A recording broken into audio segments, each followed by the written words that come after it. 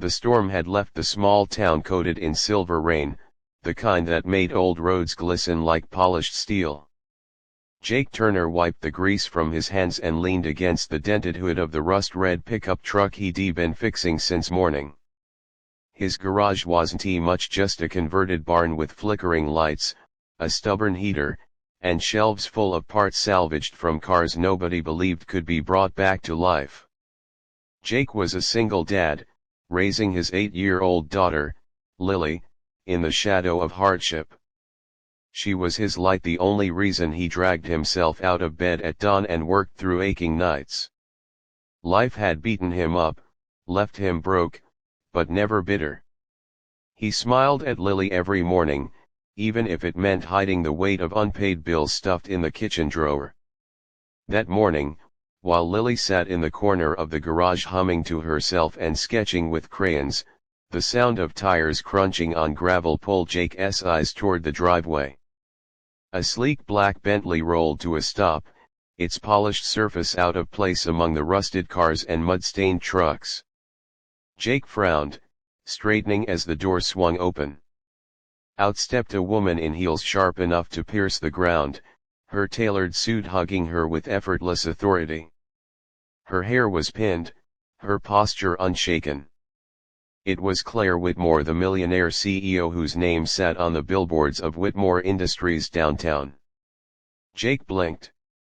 What on earth was she doing here? Excuse me, she said, her voice smooth but brisk, are you the mechanic? Jake almost laughed.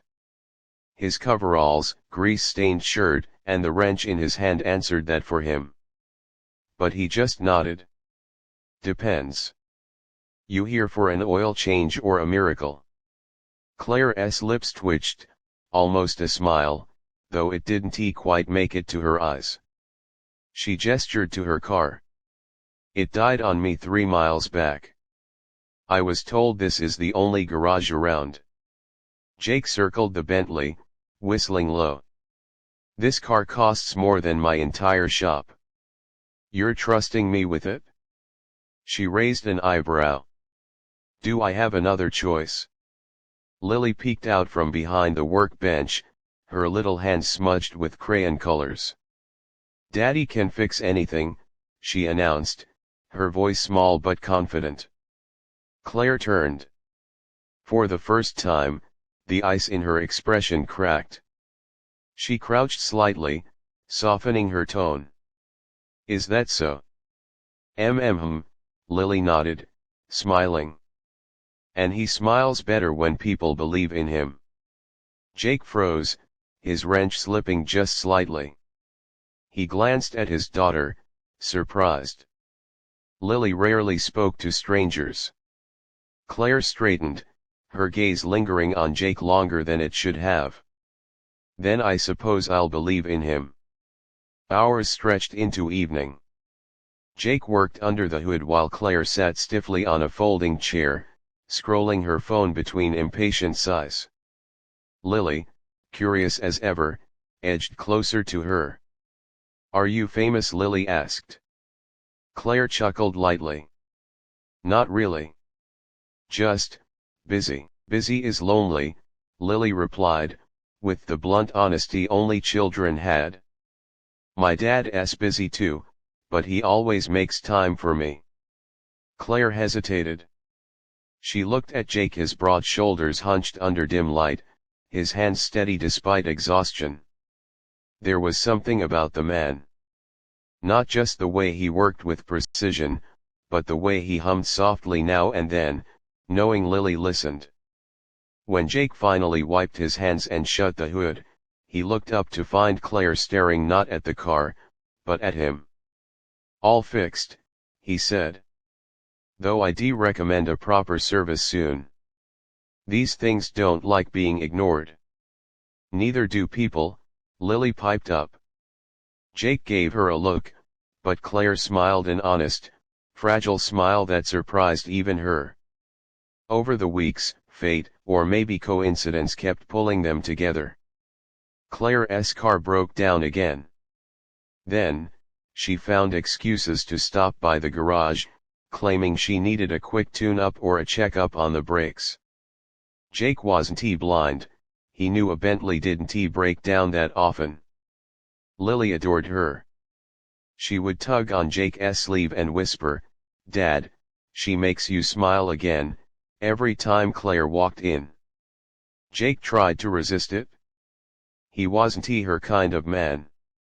He was just a mechanic scraping by. She was a CEO with skyscrapers in her name.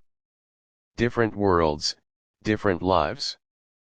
But Claire, she started showing up not just with her car, but with coffee for Jake, with books for Lily, with questions that had nothing to do with engines and everything to do with him. The turning point came on a freezing night in December. Jake had stayed late at the shop, trying to finish a job before Christmas.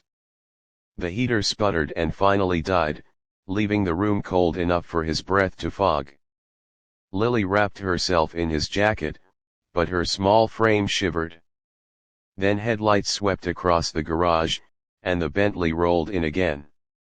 Claire stepped out, not in her sharp suit, but in a wool coat and scarf. In her hands was a bag of groceries. "You'll freeze in here," she said, looking at Lily. "Come with me." Jake frowned. "Claire, No arguments," she cut in. "It's Christmas. You don't spend it in a barn." Jake wanted to protest, but when Lily's eyes lit up, he couldn't. That night, in Claire's spacious home, Lily ran around in awe, laughing louder than she had in months. Jake sat awkwardly at the edge of the sofa, feeling out of place among the chandeliers and polished wood floors. Claire handed him a mug of cocoa. "You don't have to act like you don't belong here," she said softly. He met her gaze. "Maybe I don't." "Yes, you do," she whispered, almost as if convincing herself.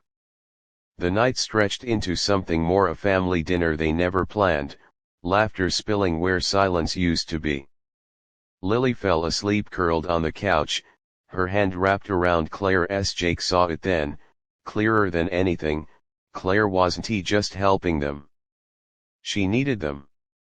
Beneath her power and wealth, she was alone. Success had given her everything except the one thing Jake had managed to keep, despite the odds: love. And in that moment, something shifted between them. A spark neither of them had looked for, but both had been aching to find. Days turned into weeks, and the bond only deepened. Claire found herself sneaking away from boardrooms just to share lunch at Jake's garage. Jake found himself laughing more, sleeping easier, even daring to dream again. And Lily, she had what she'd been wishing for all along. "Dad," she whispered one night, curled against him, "she makes you smile again. Don't let her go." Jake swallowed hard, knowing his daughter saw the truth long before he did. The world outside might have called it impossible, an untouchable CEO and a struggling mechanic. But in that small town, under flickering garage lights and warm Christmas memories, something rare bloomed. Not wealth. Not status. But love, unexpected, unpolished, and utterly real.